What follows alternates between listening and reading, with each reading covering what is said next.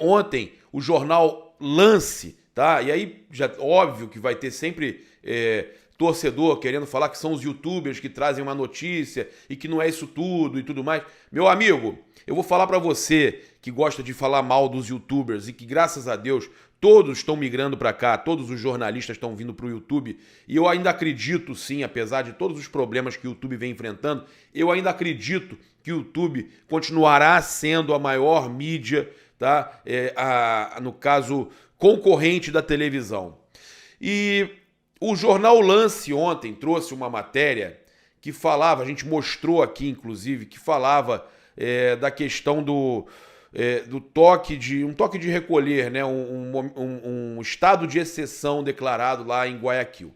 Acontece que a gente entrou em contato, aqui a gente faz uma apuração séria, a gente entrou em contato com pessoas lá em Guayaquil, a gente entrou em contato, não acreditou só no que o jornalista no Lance falava, como a gente entrou em contato com uma fonte ligada ao Alejandro, presidente da Conmebol, tá?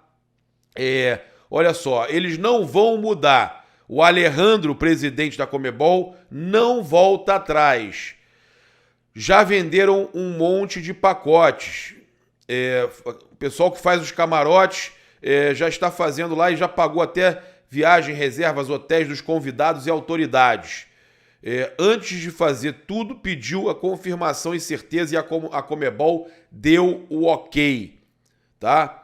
Só volta atrás se o governo do Equador pedir para não fazer, o que não vai acontecer ou não deve acontecer, tá? Então essa situação aí é muito, muito difícil ter alguma mudança. A Conmebol já deu ok aos patrocinadores, tá? Então, independente do que possa estar acontecendo, né, o jogo, a decisão da Libertadores será em Guayaquil. E aí o secretário da Confederação Equatoriana de Futebol, ele respondeu aqui o seguinte, olha. Epa, Ronnie, mi hermano, ¿cómo está usted? ¿Todo bom? Hermano, te cuento. Mira, en un acto que hubo aquí en la Casa de la Selección, aquí en Ecuador, en la ciudad de Quito, en la capital, hace unos días atrás, entre el presidente de la Conmebol, Alejandro Domínguez, y el presidente de Barcelona Sporting Club, que es el dueño del estadio donde se va a jugar la final de Libertadores. Tá falando do encontro do Alejandro Domínguez com o presidente do Barcelona, que é quem é o dono do estádio onde vai ser jogada a final. Se reconfirmó que la final se juega el 29 de octubre de este año en el Estadio Monumental de Barcelona. E o Alejandro reconfirmou que a final será jogada no estádio de Barcelona, né? Ó, vou colocar de novo aqui, ó. Estádio Monumental de Barcelona. É até uma coisa legal. O Flamengo joga a final no Monumental de novo, como jogou lá em Lima, né? Então, olha só. Então tá confirmado o jogo lá em Guayaquil. Tranquilo. A final se vai jogar aqui em Equador, como te digo, el 29 de octubre en el Estadio Monumental. Así que dile a la parcería de Brasil que tranquilo, que confirmado, que compre nomás las entradas sin ningún problema, porque la final definitivamente va a ser aquí en Ecuador. Así que tranquilo.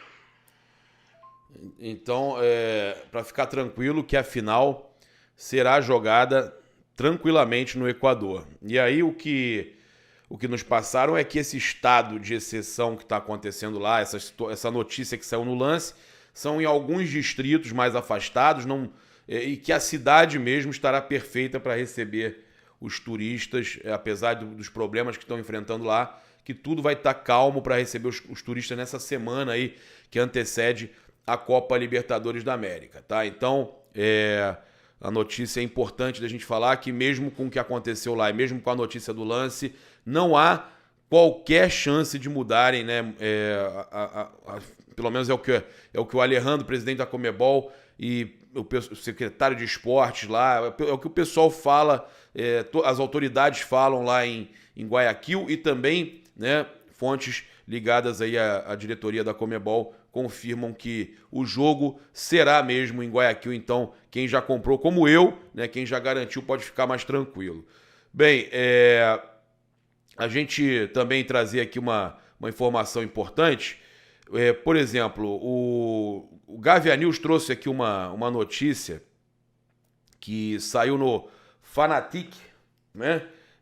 Jornal turco, Fanatic, que o Jorge Jesus voltou a pedir a contratação de Gabigol para os dirigentes do Fenerbahçe e que o atacante rubro-negro é um desejo antigo do Mister, que quer a chegada do camisa 9 do mais querido. O jornal turco afirmou que o Fenerbahçe estaria disposto a desembolsar 33 milhões de euros, cerca de 168 milhões de reais, para contar com o brasileiro. A diretoria do Flamengo adota a postura de não querer negociar seus principais jogadores, mas dependendo da proposta, conversas podem acontecer. Vale destacar que com tais cifras, Gabi se tornaria a maior venda da história do clube. Atualmente, Vinícius Júnior ocupa a posição. Em maio de 2017, ele foi negociado junto ao Real Madrid por 164 milhões de reais e os 33 milhões de euros hoje equivalem a 168. Seria a maior venda da história do Flamengo, só que, entrando em contato com fontes ligadas à diretoria, nos garantem que não chegou nada dessa vez por Gabigol, tá? Apesar do jornal turco Fanatic estar publicando que o Fenerbahçe quer contratar por 33 milhões de euros o Gabigol, não chegou nada pelo atacante do Flamengo, tá certo? Eu achei interessante também uma situação aqui que o jogador do Liverpool, né, meio campo do Liverpool, falou sobre o Flamengo, né, na final do Mundial. O Fabinho, né, acho importante a gente trazer quando isso acontece. O volante Fabinho concedeu uma entrevista coletiva no domingo e relembrou aí a partida do Liverpool contra o Flamengo. Ele falou: nós brasileiros víamos a expectativa que se criou nesse jogo para saber a força do Flamengo contra um clube grande europeu, porque na época o Flamengo estava sendo o melhor time do Brasil disparado. Acho que era a época que Jorge Jesus estava lá. Então, até nós brasileiros do Liverpool queríamos ver como seria esse jogo, como seria o nível do Flamengo, se nós teríamos uma facilidade ou não nesse jogo. Em seguida, o Fabinho falou o seguinte: eu não joguei esse jogo porque estava lesionado, mas eu lembro do jogo assistindo. Foi um jogo muito equilibrado, decidido na prorrogação. O Flamengo naquela época estava em um bom nível. Eu não fui para a convocação e depois os jogadores falavam que o time era bom e que se surpreenderam com a presença dos torcedores na final. Até o clima esquentou um pouco ali. Acho que ajudou para que o jogo fosse mais disputado, né? O Fabinho falando. Então, que o Flamengo deixou uma boa impressão com os jogadores do Liverpool, né? Ninguém esperava que um time brasileiro pudesse jogar tão bem, né, naquela decisão.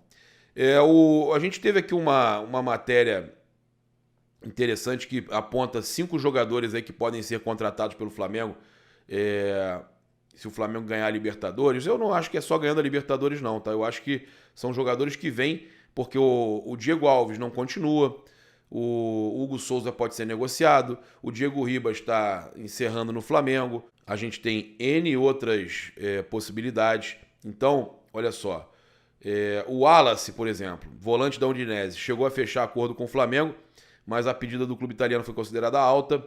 Com isso, o Flamengo optou por fechar com o Pulgar, mas com a possível saída do João Gomes, já surge novamente como nome o Wallace. O Marcos Braz falou aqui no canal que é um nome que agrada, é um cara que tentou de tudo para sair, para ajudar o Flamengo a vir para cá.